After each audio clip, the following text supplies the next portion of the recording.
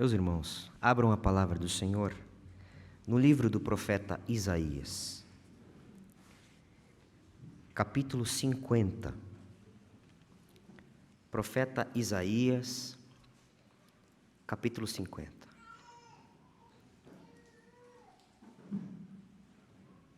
Faremos a leitura a partir do versículo 4 até o versículo 11.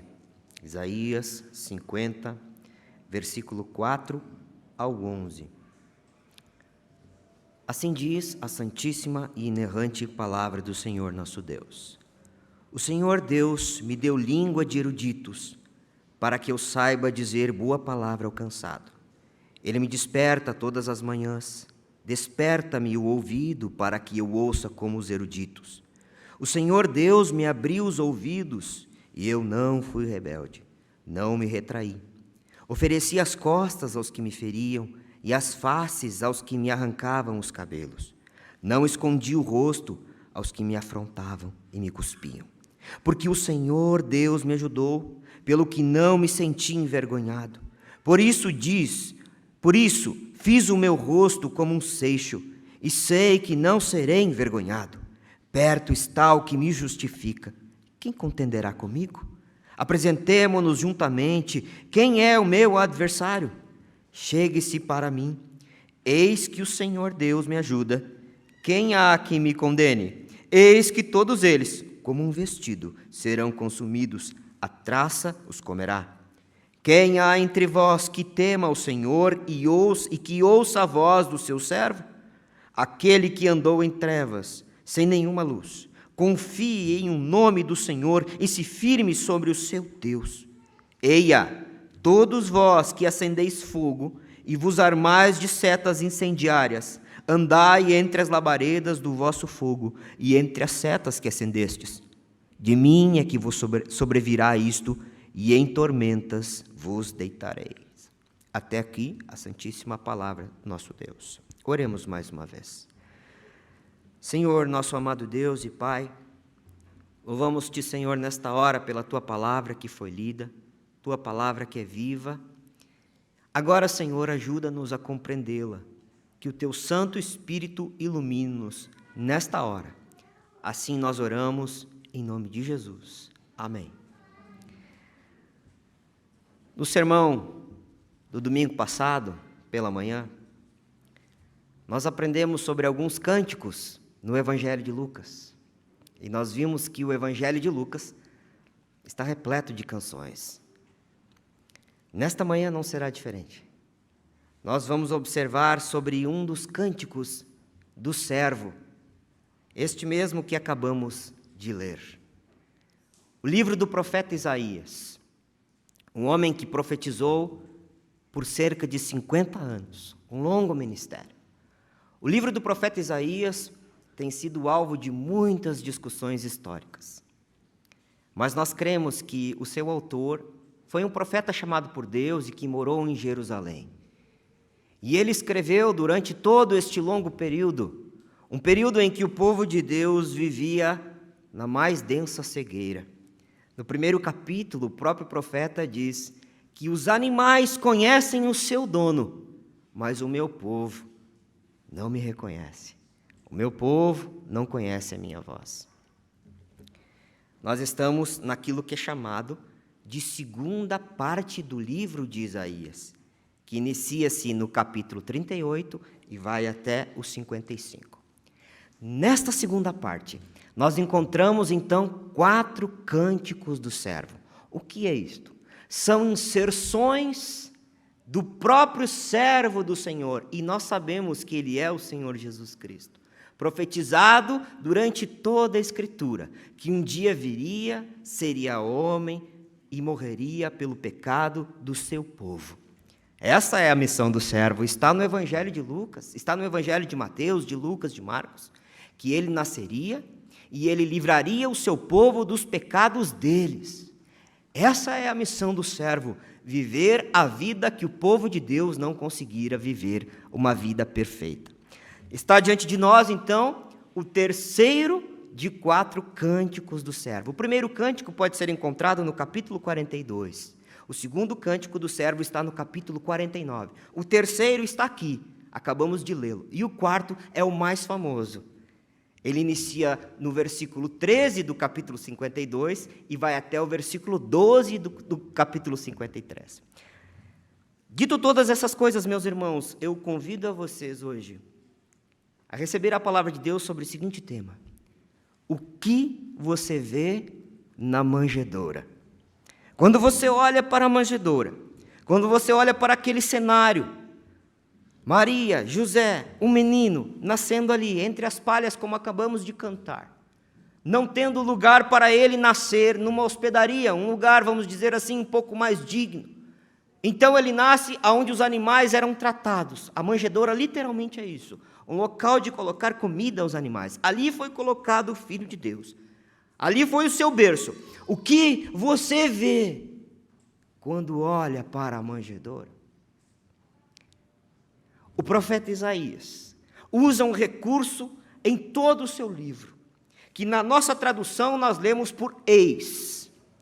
Ele é observado, olhe para o capítulo 50. No versículo 1 do capítulo 50, na última parte ele diz: eis que por causa das vossas iniquidades é que fostes vendidos. Mas uma boa tradução também é: vede, olhe, enxergue. O contexto imediato deste terceiro cântico que nós lemos aqui é Israel reclamando do Senhor. É uma longa sessão que inicia-se no capítulo 49 e versículo 14, na voz do próprio Yahvé, do próprio Senhor. Acompanhe comigo 49 e 14. Mas Sião diz: o Senhor me desamparou, o Senhor se esqueceu de mim. Então o Senhor começa a responder para Israel, dizendo: eu não esqueci-me de vocês. Acaso uma mãe pode fazer isso com seu filho? Ainda que aconteça, eu todavia não me esquecerei de vocês. E agora, no início do capítulo 50, o Senhor diz assim, versículo 1: assim diz o Senhor: onde está a carta de divórcio de vossa mãe, pela qual eu a repudiei? A ideia aqui é o Senhor dizendo: eu não rompi com vocês. O fato é que vocês irão para o cativeiro por causa das próprias iniquidades de vocês. Então o Senhor, após falar todas essas coisas, no versículo 4, surge a voz do servo. Em meio às dificuldades daquele povo que pensava tinha sido abandonado por Yahvé, o servo fala. Em meio à história de um povo que estava indo para o cativeiro, o servo fala, dizendo que ele não abandonou o seu povo e que ele ainda vai trazer grande redenção. Olhando o todo da história, nós temos essa condição de ver agora o que o Senhor fez pelo seu povo. Nós vamos observar então nos versículos 4 e 6 do capítulo 50, que ali está registrado a intervenção de Deus na história. O que você vê? Nós devemos ver a intervenção de Deus na história. Vejamos o que o servo fala. O Senhor Deus me deu língua de eruditos, para que eu saiba dizer boa palavra ao cansado. Ele me desperta todas as manhãs, desperta-me o ouvido, para que eu ouça como os eruditos. O Senhor Deus me abriu os ouvidos, e eu não fui rebelde, não me retraí. Ofereci as costas aos que me feriam, e as faces aos que me arrancavam os cabelos. Não escondi o rosto aos que me afrontavam e me cuspiam. É o servo falando, é Jesus Cristo falando pela boca do profeta Isaías. E o detalhe importantíssimo é que esta profecia, esta fala do filho, do servo, ela é dada 700 anos antes do nascimento de Cristo. E nós vamos observar o grau de detalhes, de precisão, que só poderia acontecer se de fato Yahvé estivesse revelando o que iria acontecer com o filho. O Senhor Deus me deu língua de eruditos. A ideia aqui é, o Senhor, Yahvé, deu para o servo, para o filho, uma língua daqueles que aprendem. daqueles que estão acostumados a ouvir e aprender, aqueles que se submetem ao processo de aprendizagem. Quando a gente olha para essa tradução, eruditos, a ideia logo que temos é de alguém altamente qualificado tão somente e sabe de todas as coisas. Mas a ideia aqui do profeta é que o servo do Senhor é alguém que vai aprender, alguém que recebe de Yahvé esta condição de aprendizes, ele está no plural, de discípulos, daquele que ouve. E ele continua dizendo, para quê? Para que eu saiba dizer boa palavra ao cansado. Este é o objetivo. E uma lição importantíssima que já extraímos desta construção, de que ele recebe língua de eruditos, de aprendizes, para dar uma palavra ao cansado, é a seguinte: aqui nós temos uma noção, 700 anos de Cristo, de que o Deus eterno seria homem. Ele teria que aprender, ele teria que nascer, ele teria que ouvir, ele teria que passar pelo processo de aprendizagem como os homens passam. E aqui está o mistério da encarnação, porque Cristo, a segunda pessoa da Santíssima Trindade, sempre fora Deus. Ele nunca deixou.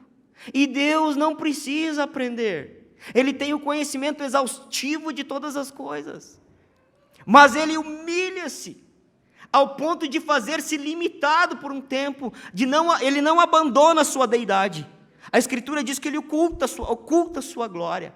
E ele submete-se ao processo de aprendizagem. E para quê? Para dizer uma boa palavra ao cansado. A ideia literalmente aqui é para que ele tenha conhecimento e dar uma boa palavra ao cansado. Aqui vale muito a nossa reflexão de que sabedoria e conhecimento para o hebreu é muito diferente daquela que era para o mundo grego. Para os gregos, a sabedoria, o conhecimento está no campo das ideias. Para o hebreu, está na prática, está na vida. Está na realidade, naquilo que se torna real. E a própria gramática vai nos provar isso. A palavra que está aqui no texto, para conhecimento, para que ele saiba dizer, é uma palavra que tanto significa palavra como coisa. A ideia é então que ele vai experimentar a vida, para que ele saiba dizer uma palavra ao cansado. Ele vai provar do que é estar cansado. E nós sabemos muito bem que o nosso Senhor e Salvador nasceu, fez-se homem, aprendeu, e foi igual a nós em todas as coisas, menos no pecado. Ele aprendeu como um homem, e 700 anos antes do seu nascimento, naquela manjedoura onde foi posto depois, a profecia já era precisa sobre a sua vida. O autor aos Hebreus está de acordo com isso, porque ele diz que temos um sumo sacerdote que pode compadecer-se de nós, pois foi tentado em todas as coisas, provou todas as coisas da vida, exceto no pecado. Ele sabe o que é padecer. O cântico do servo, o quarto e último cântico, no capítulo 53, vai tratar aquilo que vamos obedecer agora, vamos observar agora nos versículos 6 em diante. Ele vai tratar de um sofrimento do servo. E o detalhe, dos 4 cânticos do servo, este terceiro cântico é o primeiro que fala que o servo iria sofrer. Vejamos, o versículo 6 diz assim: ofereci as costas aos que me feriam, as faces aos que me arrancavam os cabelos, não escondi o rosto aos que me afrontavam e me cuspiam. No capítulo 53, o cântico mais famoso, vai dizer que ele tomou sobre si as nossas dores, as nossas enfermidades, ele tomou sobre si, e ele sofreu em nosso lugar. Ele foi humilhado, ele foi chicoteado, ele sangrou por nós. E agora, no meio da história, de um povo que estava sofrendo e dizendo: Deus, o Senhor me desamparou, a palavra revelada começa a mostrar que alguém viria e sofreria pelo povo de Deus, no lugar do povo de Deus. Há um detalhe interessante, ainda no versículo 4, quando ele diz: Ele me desperta todas as manhãs, Desperta-me o ouvido para que eu ouça como os eruditos.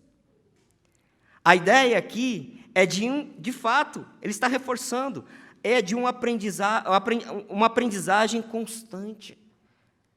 É importante que saibamos que Cristo, quando fez-se homem, ele não aprendeu tudo de uma vez só. Ele observou, ele ouviu a lei de Deus, ele maturou, ele cresceu. E aqui, mais uma vez, reforçamos o mistério da divindade, da encarnação. Ao mesmo tempo, sabedor de todas as coisas, mas ao mesmo tempo limitado e precisando aprender. Mas por que ele teve que aprender? Para trazer uma palavra alcançada. Aquele que se achega a ele e diz: Senhor, eu preciso de ti. Dito todas essas coisas, sempre que você estiver desanimado, com dores, sem forças, lembre-se que Cristo, o Salvador, sabe o que é isso. Pois ele foi uma pessoa de verdade. Ele riu, ele chorou, ele ficou frustrado. O seu intercessor no céu sabe como você se sente, porque ele viveu em seu lugar. Ele não está teorizando como os gregos faziam. Ele experimentou a vida. O que você vê na manjedoura? Um casal humilde, simplesmente, que não teve lugar para que o seu filho nascesse? Ou alguém que se fez homem, sendo o rei do universo, o rei de toda a glória, para sofrer, para viver uma vida em seu lugar? O que você vê na manjedoura? Nós observamos ainda um detalhe muito interessante. No versículo 5, o Senhor Deus me abriu os ouvidos e eu não fui rebelde, não me retraí. A ideia aqui é maravilhosa, porque alguns críticos vão dizer que não, o servo do Senhor é Israel. Mas este servo não falha. Ele aprendeu a vontade de Deus para dar uma palavra ao cansado, e agora ele pode fazê-lo. E ao aprender a vontade de Deus, ele aprende também a sua missão, que era sofrer e morrer no lugar do povo de Deus. E ele mesmo diz: e eu não fui rebelde. Aqui devemos nos lembrar da oração do Senhor no Getsêmani. O aprendizado de Cristo está pautado no fato de que ele aprendeu que beberia do cálice da ira de Deus. Ele sofreria os tormentos eternos no nosso lugar. E ele disse: eu não me rebelei, eu não fui rebelde, eu não me retraí. A ideia aqui, eu não desisti. Quando o Senhor chama Moisés, Moisés disse: manda outra, eu não posso. Nós conhecemos a história do profeta Jonas. Jeremias, que vive depois de Isaías e pega os primeiros 5 meses do cativeiro, ele chega a amaldiçoar, chega a abandonar, chega a dizer: eu não posso, eu não quero. Mas este servo, sabendo que teria que aprender para ensinar a palavra de Deus ao povo de Deus, ele disse: eu não abandonei, eu fui até o fim. Você deve seguir em frente, mesmo diante de duras verdades. Cristo sabia que iria sofrer, e ele não desistiu de sofrer. Se a vontade de Deus é que soframos, então com coragem devemos nos dispor e seguir em frente, assim como o nosso Redentor fizera. Não desanime. Diante de um diagnóstico negativo, diante de uma sentença de morte, porque foi isso que Cristo aprendeu, que ele iria morrer. E ele não desanimou. Olhe para Cristo, que não desistiu e foi até o fim. O que você deve ver na manjedoura? Você deve ver o verdadeiro motivo da sua alegria, o Redentor que se fez homem. Seguimos agora para os versículos 7 e 9. Porque o Senhor Deus me ajudou, pelo que não me senti envergonhado. Por isso fiz o meu rosto como um seixo, e sei que não serei envergonhado. Perto está o que me justifica. Quem contenderá comigo?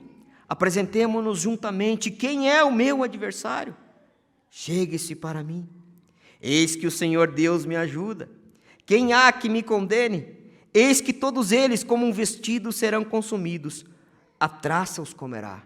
Aqui o servo está colocando-se em contraponto com Israel, que disse o seguinte: o Senhor me abandonou, o Senhor se esqueceu de mim. O servo do Senhor, o perfeito, o justo homem de Deus, o servo, o filho de Deus, ele diz: porque o Senhor me ajudou. O Senhor fez com que eu não me sentisse envergonhado. Perto está o que me justifica. E ele diz ainda no versículo 7, fiz o meu rosto como um seixo, e sei que não serei envergonhado. O que é isso? O que é fazer o rosto como um seixo? A ideia aqui é de uma pedra dura. Aqui já é o cenário da que aconteceria na cruz. Ele diz que está lá naquela situação, oferecendo as costas para os que ferem, sendo espancado, como vimos no versículo 6. E agora ele diz: fiz o meu rosto como uma pedra dura, como um seixo, ou como algumas traduções trazem, uma pederneira. É interessante olhar o todo da revelação bíblica, porque quando nós observamos o povo de Deus caminhando no deserto após a saída do Egito, em Êxodo 17, depois a narrativa é refeita em Êxodo, em Números 20, nós encontramos que logo que eles saíram do Egito e estavam no deserto, eles tiveram sede. E eles encontraram uma rocha dura. E o Senhor disse para Moisés: toca a rocha. Moisés feriu a rocha e saiu água. E todo o povo teve a sua sede sanada. O apóstolo Paulo, em 1 Coríntios, capítulo 10, versículo 4, ele diz que a rocha era Cristo. E agora Cristo está dizendo no terceiro cântico do servo que ele fez o seu rosto como uma rocha. Isso significa que é desta rocha que você tem que beber água da vida. É esta água, é desta rocha que sai a água que vai matar a sua sede. A Bíblia ensina-nos que Deus fez o homem e colocou a eternidade em seu coração.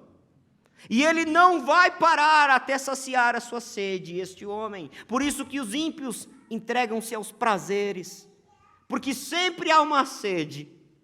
Você já tentou matar a sede com Coca-Cola? Com refrigerante? Não mata, só dá mais. A única coisa que mata verdadeiramente a sede de uma pessoa é a água. E Cristo diz no capítulo 4 do Evangelho de João, para a mulher samaritana: se você soubesse quem fala contigo, você pediria e eu te daria a água da vida, que mataria a sua sede eternamente. Então, 700 anos antes de Cristo nascer e ser colocado na manjedoura, ele disse: eu vou fazer o meu rosto como uma pedra, a mesma pedra que estava lá e saciou o seu povo, agora estava ali na cruz, sendo ferida, para que jorrasse a água dele, e você e eu pudéssemos beber no dia de hoje. Você só vai matar a sua sede em Cristo, quando entender e compreender a obra do Salvador.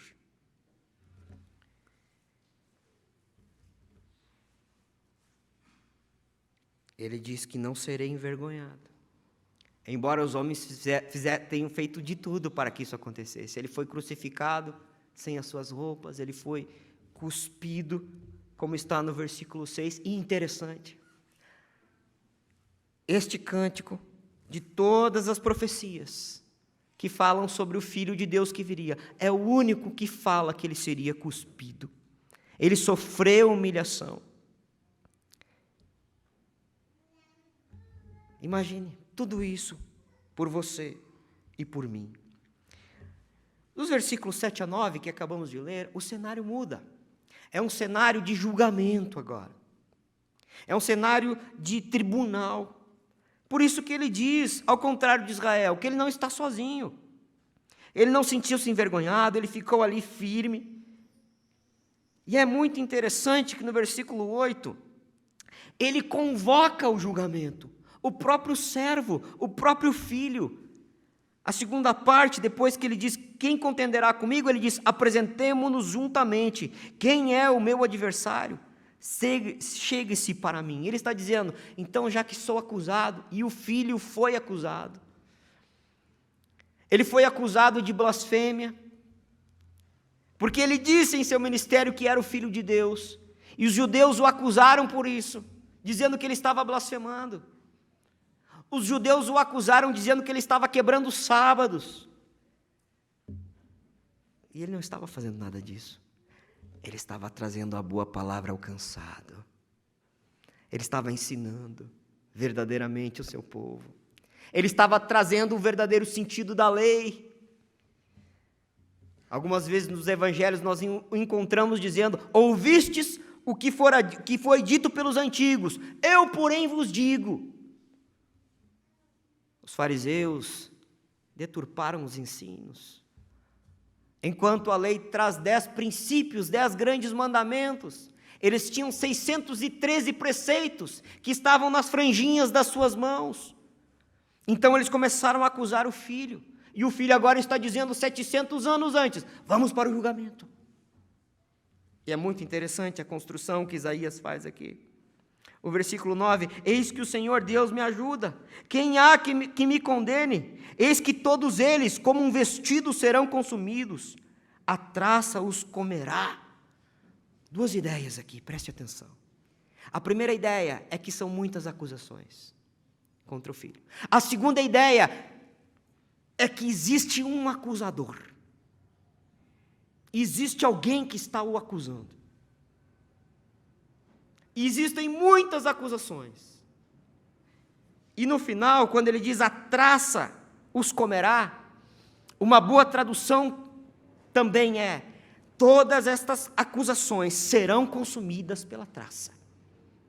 Então nós temos acusadores, nós temos um acusador que está contra Cristo no tribunal. E nós temos acusações que são destruídas, porque são falsas. A multidão que acusou Cristo foi o seu próprio povo. Veio para o que era seu e os seus o rejeitaram. É por isso que nós temos essa graça, diz Paulo. Veio o endurecimento a eles para que entrasse a plenitude dos gentios. Nós somos esses gentios. Quem é o acusador? É o diabo. É aquele que acusou a Cristo. É aquele que tentou Cristo e fora vencido por Cristo no deserto. E Cristo venceu com a palavra de Deus, a palavra que ele aprendeu, como vimos no início do cântico. E todas essas acusações foram destruídas, sabe em que momento? No momento que o Pai ressuscita o Filho, mostrando que todas as acusações eram falsas.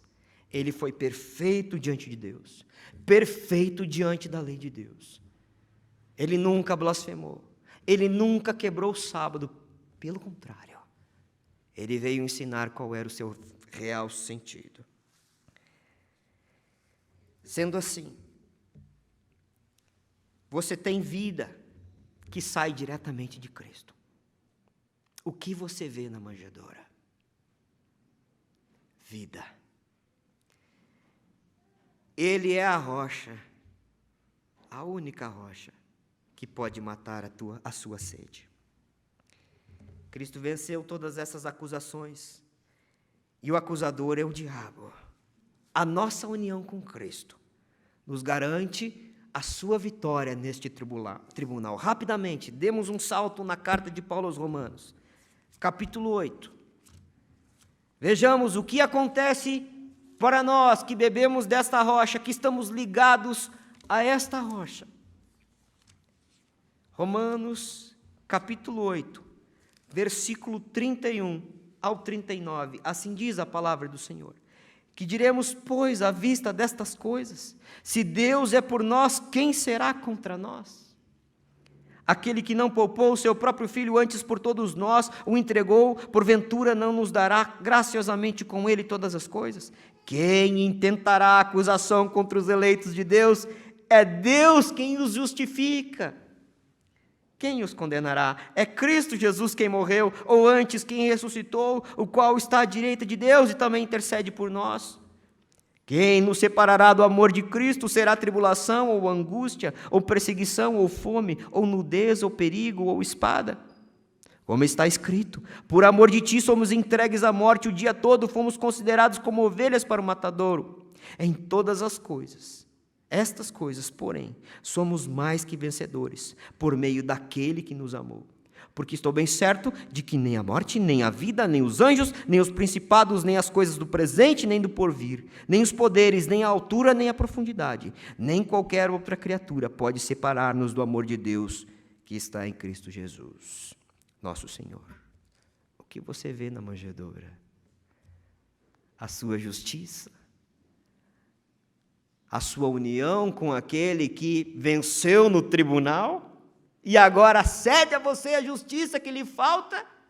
Quantas vezes você se lamenta pelos seus erros?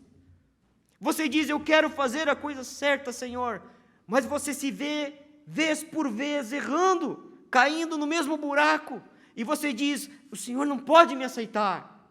Então você olha para o servo que venceu, e nenhuma acusação foi verdadeira contra ele. E você entende agora que você está unido a Ele. Então não há acusação contra vocês. Cristo venceu.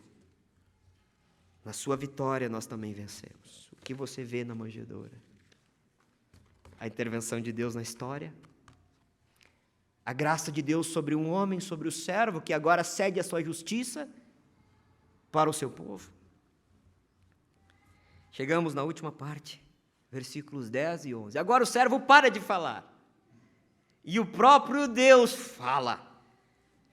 Versículo 10. Quem há entre vós que tema o Senhor e que ouça a voz do seu servo? Aquele que andou em trevas, sem nenhuma luz, confie em o nome do Senhor e se firme sobre o seu Deus. Eia, veja, todos vós que acendeis fogo e vos armais de setas incendiárias, andai entre as labaredas do vosso fogo e entre as setas que acendestes.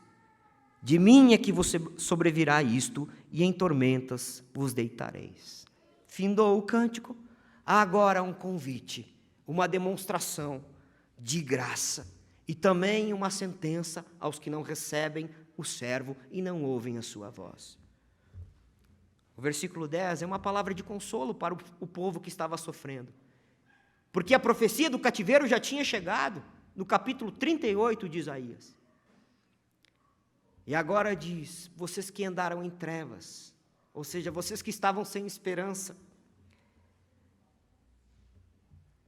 firme-se sobre o seu Deus. Ouça a voz do servo. Ele está perguntando, tem alguém aqui que escuta a voz do servo?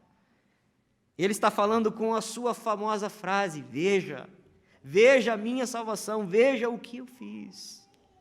E a mesma pergunta deve ser feita à igreja nesta manhã. O que você vê na obra do Filho? O que você vê na manjedoura? Você vê o braço forte do Senhor? Você vê a única possibilidade de você confiar em Deus por causa da obra do Filho? E ele diz, firme sobre o seu Deus. Descanse na justiça do servo. Confie nisto. Nos momentos de desesperança, confie no Filho. O último versículo é um alerta. Todos vós, veja, eia, todos vós que acendeis fogo e vos armais de setas incendiárias. Andai entre as labaredas do vosso fogo e entre as setas que acendestes. De mim é que sobrevirá isto, e em tormentas vos deitareis. Aqui é uma advertência para aqueles que não aceitam a voz do servo. O profeta Jeremias, no capítulo 7, nos ajuda a entender essa questão do fogo, das setas incendiárias. Capítulo 7, ele diz que a situação de Israel neste período, mesmo depois dessa profecia, da profecia que o cativeiro estava iminente, eles não se curvaram, eles não se arrependeram, eles continuaram no seu caminho idólatra. Jeremias, então, no capítulo 7, diz assim: o filho pega a lenha, o pai acende o fogo, a mãe faz um bolo para a rainha dos céus. O meu povo não entende. E agora Yahvé está dizendo: vocês mesmos acenderam esse fogo, o fogo da ira de Deus. O que você vê na manjedoura? A salvação? O único meio de ser salvo? Ou você apenas sabe de uma história bonita, de um presépio que se vê às vezes? Quando olhamos para a história, e aqui encerro, no ano 70, depois de Cristo, o general Tito, ele ordenou que o seu exército avançasse contra Jerusalém. E ele disse: não destruam o templo, preservem-o, o templo de Herodes.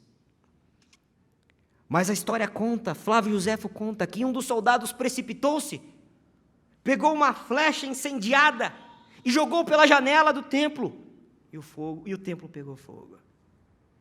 Este mesmo povo rebelde, no livro de Jeremias, ele dizia: templo do Senhor, não seremos levados cativos.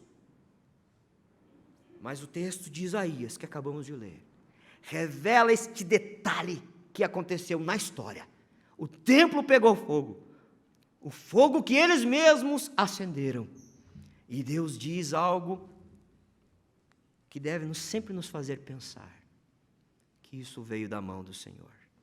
A destruição da antiga religião e a elevação do servo. O que você vê na manjedoura? Nesses dias tão difíceis, onde está a sua confiança? Está nos caminhos que você tem preparado? Nas flechas incendiadas que você tem preparado? Na sua armadura? Na sua vontade simplesmente de vencer? Nas coisas que você faz? Confie somente na obra do servo. Não confie em seus próprios atos de justiça. Agarre-se no filho que nasceu e foi posto em uma simples manjedoura, pois ele é o servo do Senhor que viveu e morreu em seu lugar. O que você vê na manjedoura? Veja a salvação de Deus na manjedoura. Que Deus em Cristo os abençoe. Oremos mais uma vez. Santíssimo Deus, graças te damos pela tua palavra. Obrigado, Senhor, pelo anúncio do Filho, tanto tempo antes dele nascer, e hoje nós olhamos para todo o contexto, para a tua palavra, e vimos que tudo cumpriu-se. Obrigado, Senhor, porque nós temos o Redentor e celebramos agora o Natal.